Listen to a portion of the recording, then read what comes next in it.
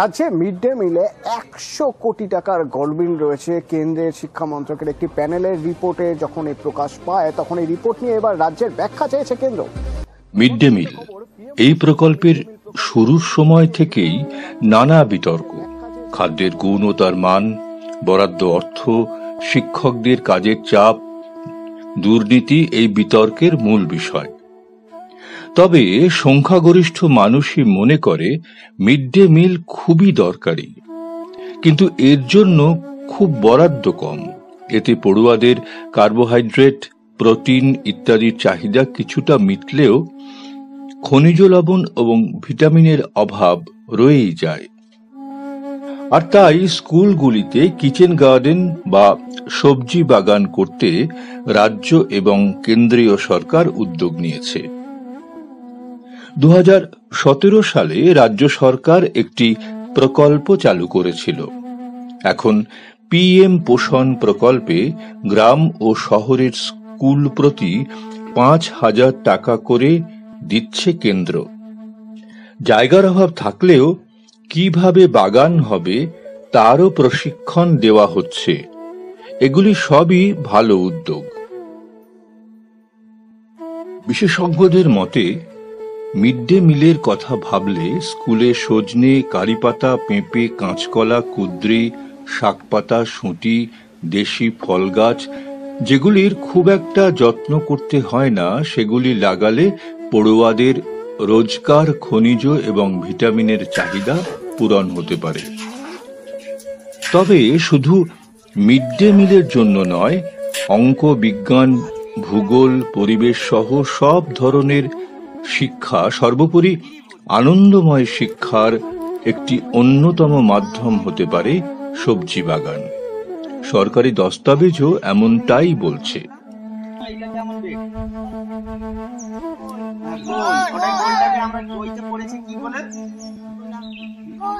গোলাকার আর বৃত্ত।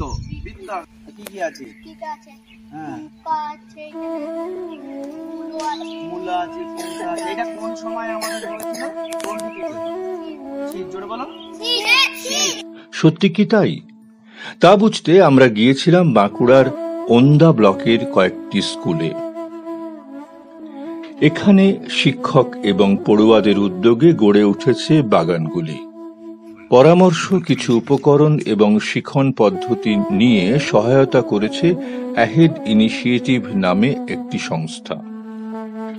শিখনে স্কুল বাগান হিসেবে আমরা বাগান তৈরি করেছি, যেটা স্কুলে মিড ডে মিলের কাজে লাগে।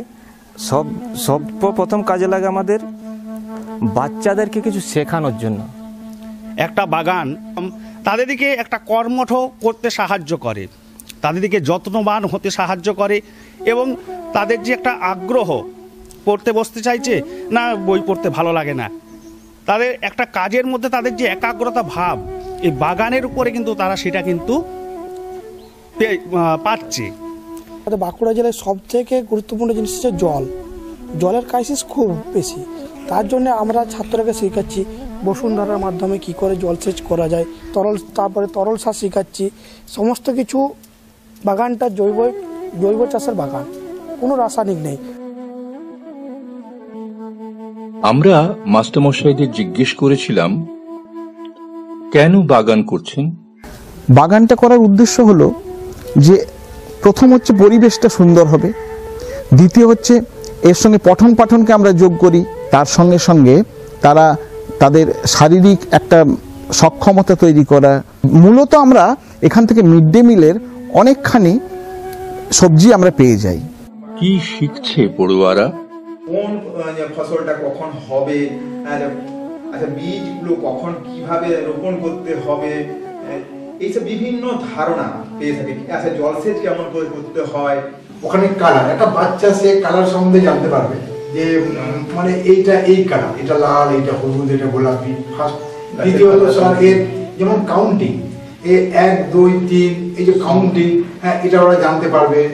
মানে এখান থেকে তারপরে কি যেমন ক্লাস 4-এর ছেলে মেয়েরা ওরা কি শিখবে, যেমন একটা জ্যামিতিক ধারণা, এটা গোবাল, এটা হচ্ছে চতুর্ভুজ।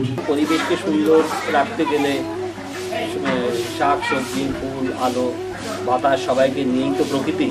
এই প্রকৃতির সঙ্গে আমরা কিভাবে জড়িয়ে আছি ওতপ্রোতভাবে, এটা বাচ্চাদেরকে মানে সাথে থেকে বোঝানো। মানে যে ভেষজ উদ্ভিদগুলো যেগুলো রয়েছে, যেমন হচ্ছে নিম, তুলসী, বাসক, পুদিনা, এগুলো ওদের পরিচিত ঘটানো হয়। তাহলে বাগানটা নিয়ে আমরা পর্যবেক্ষণ করাই। রক্ষণাবেক্ষণ হচ্ছে কিভাবে? টাকা পয়সাই বা কে দিচ্ছে? সরকারি সাহায্য তেমন পাইনি। আমাদের একটা ইয়ারলি গ্র্যান্ট সরকার দেয়, সেখান থেকে যতটা সম্ভব নিই এবং আমাদেরকে ওই অ্যাহেড ইনিশিয়েটিভ ওনারাও অনেকখানি সাহায্য করেন। আর নিজেদের কিছু উদ্যোগ নিয়ে এবং গ্রামবাসীদের শ্রম তারাও সাহায্য করে, ছেলেমেয়েরা এখানে শ্রম দেয়, এইভাবেই হয়ে যায়। বিশেষ করে এটা একটা ট্রাইবাল এরিয়া, তো এই জায়গাতে কমিউনিটি ওরা হয়তো ফিনান্সিয়ালি আমাদেরকে সাপোর্ট করতে পারেন না ঠিকই, কিন্তু রক্ষণাবেক্ষণ বা আপনারা দেখছেন যে কোথাও আমাদের বাউন্ডারি ওয়াল নেই, তাহলে আমরা যতক্ষণ স্কুলে থাকি ততক্ষণ আমরা রক্ষণাবেক্ষণ করতে পারছি, কিন্তু তারপরের যে রক্ষণাবেক্ষণের ব্যাপারটা আছে সেটা কিন্তু ওনারা কিন্তু আমাদের করেন। একদিকে মিড ডে মিলে পুষ্টিকর সবজি সরবরাহ, অন্যদিকে পড়ুয়াদের জানা বোঝা শেখার একটি কেন্দ্র এই বাগানগুলি। আমরা এখানে দেখো বিভিন্ন রঙের ফুল দেখতে পাচ্ছি। এটা কি রং বলো তো? সাদা। ঠিক বলেছো। এটা হলুদ। এটা কি রং? তোমাদের সামনে লাল রং। শুধু এখানেই নয়, রাজ্যের বিভিন্ন স্কুলে শিক্ষা নিয়ে কর্মরত এনজিও, শিক্ষক এবং অভিভাবকদের যৌথ উদ্যোগে পুষ্টি বাগান তৈরি হয়েছে। সরকারি সহায়তায় নিশ্চয়ই অনেক স্কুলে আরো বাগান তৈরি হবে।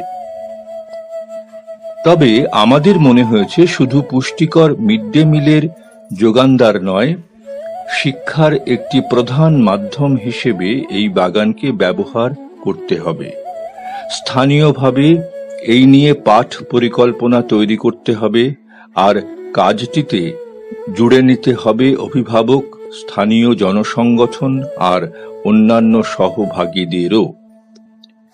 এটা করতে পারলে পড়ুয়াদের আনন্দময় শিক্ষা এবং পুষ্টির চাহিদা দুই পূরণ হবে।